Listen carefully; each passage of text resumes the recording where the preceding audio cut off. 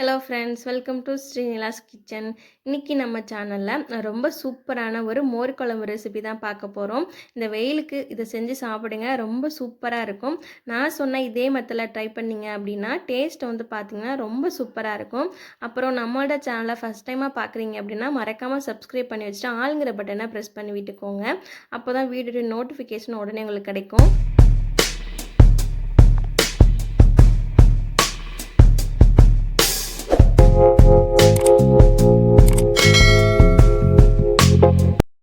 இதை செய்கிறதுக்கு பார்த்தீங்கன்னா ஃபஸ்ட்டு ஒரு பேன் எடுத்திருக்கேன். பேனில் வந்து ஆயில் சேர்த்துக்கலாம்.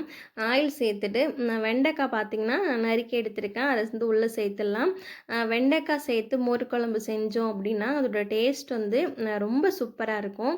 வெண்டைக்காய் வந்து வலுவலுன்னு இருக்கும். அதனால ஜஸ்ட் இந்த மாதிரி எண்ணெயில் போட்டு ஒரு டைம் வந்து நல்லா வதக்கி ஒரு பாதி அளவுக்கு குக்கார அளவுக்கு வேக வச்சு எடுத்துக்கோங்க. அதுக்கப்புறம் நம்ம மோர் குழம்புல சேர்க்கும்போது கரெக்டாக இருக்கும். இந்த அளவுக்கு வேக வச்சு எடுத்துக்கோங்க. அடுத்து ஒரு மிக்சர் ஜார் எடுத்துக்கலாம். அதில் வந்து ஒரு அரை கப் அளவுக்கு துருவின தேங்காய் சேர்த்துருக்கேன். கூடவே வந்து காரத்துக்காக 4 பச்சை மிளகாய் சேர்த்துருக்கேன். கண்டிப்பாக பச்சை மிளகாய் சேர்த்துக்கோங்க. அதுக்கடுத்து பார்த்திங்கன்னா நல்லா ஒரு டீஸ்பூன் வந்து ஜீரகம் வந்து ரொம்ப ஒரு வாசனையாக நல்ல ஒரு ஃப்ளேவராக இருக்கும். கண்டிப்பாக ஜீரகம் சேர்த்துக்கோங்க. அடுத்து நல்லா ஒரு துண்டு இஞ்சி, அடுத்து வந்து ஒரு 2 டேபிள் ஸ்பூன் துவரம்பருப்பு ஒரு அரை மணி நேரம் ஊற வச்சுருந்தேன். அதையும் உள்ளே சேர்த்துடலாம். சேர்த்ததுக்கு அப்புறம் இதில் வந்து கொஞ்சமாக தண்ணி சேர்த்துட்டு இதை நல்லா அரைச்சி எடுத்துக்கோங்க. நல்லா இந்த பதத்துக்கு அரைச்சி எடுத்துக்கிட்டிங்கன்னா கரெக்டாக இருக்கும். அடுத்து வந்து தயிர் தான், நான் வீட்டில் ஊற ஊற்றி வச்ச தயிர் தான் எடுத்திருக்கேன். தயிர் வந்து கெட்டியாக இருக்குது. அதை அந்த மாதிரி விஸ்கு வச்சு கலந்தோம் அப்படின்னா நல்லா மோர் மாதிரி வந்து தண்ணியாக வந்துடும். இந்த மாதிரி கலந்து விட்டுக்கோங்க. நீங்கள் ஜஸ்ட்டு ஸ்பூன் வச்சு கலந்தாலும் கூட நல்லா உங்களுக்கு மோர் மாதிரி கிடச்சிரும். இல்லை அப்படின்னா மிக்சர் ஜாரில் சேர்த்துட்டு அடிச்சுட்டு எடுத்துக்கோங்க. இந்த அளவுக்கு அடித்து எடுத்ததுக்கு அப்புறம் வந்து நம்ம மோர் குழம்பு செய்ய ஸ்டார்ட் பண்ணிடலாம். அதுக்கு ஒரு பேனில் ஆயில் சேர்த்துருக்கேன். ஆயில் நல்லா சூடானதும் ஒரு டீஸ்பூன் வந்து கடுகு உளுந்தம்பருப்பு, ஒரு அரை டீஸ்பூன் வந்து வெந்தயம் சேர்த்துருக்கேன். அடுத்து ஒரு 2 வெங்காயம் கட் பண்ணி சேர்த்துருக்கேன். சின்ன வெங்காயம் இருந்தால் சேர்த்துக்கோங்க, இன்னும் டேஸ்ட் ரொம்ப நல்லாயிருக்கும்.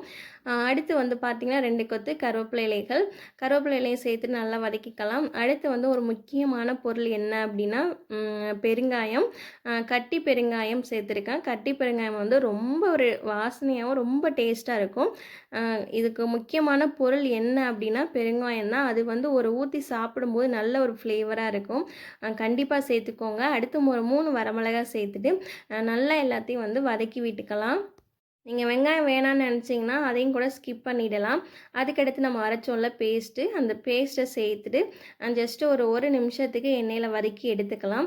இப்போது இது கூட வந்து மஞ்சள் தூள் சேர்த்துக்கலாம். மஞ்சள் தூள் சேர்க்கும்போது நல்லா பார்க்குறதுக்கு வந்து கலராக இருக்கும். ரொம்ப வந்து அது சூப்பராகவும் இருக்கும். அதனால் மஞ்சள் தூள் சேர்த்துட்டு நல்லா கலந்து விட்டுக்கோங்க. மஞ்சள் தூள் சேர்த்து கலந்ததுக்கப்புறம் மிக்சர் ஜாரில் தண்ணி சேர்த்துட்டு உங்களுக்கு எந்த அளவுக்கு குழம்பு தேவையோ அந்த அளவுக்கு தண்ணி சேர்த்துக்கோங்க. தண்ணி சேர்த்துட்டு நல்லா எல்லாத்தையும் கட்டி இல்லாமல் ஒரு தடவை கலந்து விட்டுக்கலாம். நான் ரொம்ப திக்காக இருந்த மாதிரி இருந்தது, அதனால் நான் அப்புறம் கொஞ்சமாக தண்ணி சேர்த்துக்கிட்டேன். தண்ணி சேர்த்துட்டு மஞ்சத்தூளுமே கொஞ்சம் கம்மியாக தெரிஞ்சது, அதனால் நான் மஞ்சத்தூளுமே பார்த்திங்கன்னா திருப்பி ஆட் பண்ணிக்கிட்டேன். எல்லாம் சேர்த்துட்டு நல்லா அந்த மாதிரி கலந்து விட்டுட்டு கலந்ததுக்கு அப்புறம் வந்து இதை ஒரு கொதி நம்ம கொதிக்க வச்சுக்கலாம். ஒரு கொதி கொதித்ததுக்கு அப்புறம் வந்து நம்ம வெண்டைக்காய் வந்து வதக்கி வச்சுருக்கோம்ல, அந்த வெண்டைக்காய் வந்து சேர்த்துக்கலாம். இப்போ வந்து பார்த்திங்கன்னா நல்லா நுர கட்டி கொதிக்க ஆரம்பிச்சிச்சு. இந்த ஸ்டேஜில் வெண்டைக்காய் சேர்த்துக்கோங்க. வெண்டைக்காய் சேர்த்துட்டு இது வந்து திருப்பி ஒரு கொதி வந்தால் போதும். எனவே வெண்டைக்காய் வந்து ஏற்கனவே நம்மளுக்கு ஒரு 75% பார்த்திங்கன்னா நல்லா குக்காகி தான் இருக்குது. அதனால் ஜஸ்ட் ஒரு கொதி இருந்தாலே போதும், கரெக்டாக இருக்கும்.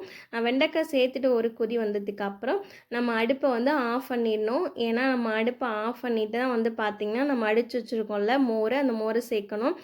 நம்ம அடுப்புலேயே இருக்கும்போது சேர்த்தோம் அப்படின்னா மோர் வந்து என்ன ஆகும் அப்படின்னா திரியாக வந்து திரண்ட மாதிரி ஆயிரும். அதனால் அடுப்பை ஆஃப் பண்ணிவிட்டு நீங்கள் சேர்க்கும்போது அதில் உள்ள ஹீட்டே வந்து அந்த மோருக்கு பார்த்திங்கன்னா சரியாக, அதாவது கரெக்டாக இருக்கும். அதனால் மறக்காமல் வந்து அடுப்பை ஆஃப் பண்ணிவிட்டு சேர்த்துக்கோங்க. இப்போ வந்து பார்த்திங்கன்னா அடுப்பெலாம் ஆஃப் பண்ணியாச்சு. இப்போ சேர்த்துட்டு நல்லா எல்லாத்தையுமே கலந்து விட்டுக்கலாம். கலந்து விட்டுட்டு நல்லா சூடான சாதம், இந்த மோர் குழம்புக்கு நல்லா ஒரு வறுவல், உருளைக்கிழங்கு, வாழைக்காய் இந்த மாதிரிலாம் வச்சு சாப்பிட்டீங்க அப்படின்னா ரொம்ப சூப்பராகவும் சுவையாகவும் இருக்கும். ஒரே மாதிரி உங்களுக்கு சாப்பிட்டு அலுத்து போயிருக்கு அப்படின்னா கண்டிப்பாக இந்த மாதிரி ட்ரை பண்ணி பாருங்கள். ரொம்ப டேஸ்ட்டாக இருந்தது. நான் நான் சொன்னால் உங்களுக்கு தெரியாது, நீங்கள் செஞ்சு பார்த்தா தான் தெரியும். அதனால் கண்டிப்பாக இதே மெத்தடில் ட்ரை பண்ணி பார்த்துட்டு எப்படி இருந்துச்சு அப்படிங்கிற ஃபீட்பேக் எனக்கு கமெண்டில் ஷேர் பண்ணுறதுக்கு மறந்துடாதீங்க. கண்டிப்பாக கமெண்டில் சொல்லுங்கள் எனக்கு. நீங்கள் நம்மளோட சேனலை சப்ஸ்கிரைப் பண்ணல அப்படின்னா மறக்காமல் சப்ஸ்கிரைப் பண்ணி வச்சுக்கோங்க. உங்கள் ஃப்ரெண்ட்ஸ் அண்ட் ஃபேமிலிக்கு மறக்காமல் ஷேர் பண்ணுங்கள். அப்புறம் இந்த வீடியோ ஃபுல்லாக பொறுமையாக பார்த்துருந்தீங்க அப்படின்னா உங்கள் எல்லாருக்கும் ரொம்பவே